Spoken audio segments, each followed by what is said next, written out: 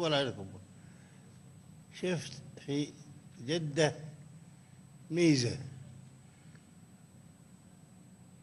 ويعني يعني أبي أسألكم، يعني أنتم شفتوا اللي أنا شفته ولا لا؟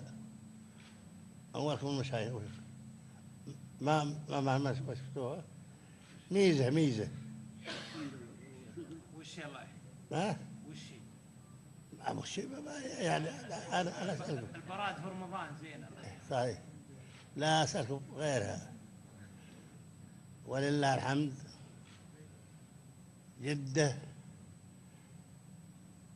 موقعها، الموقع من يمينها بيت الله الحرام، ومن يسارها قبل قبر رسولكم الكريم.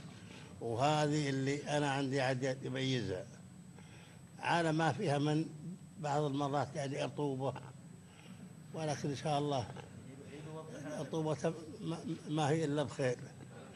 شكرا لكم يا أخوان، وأتمنى لكم أيام سعيدة.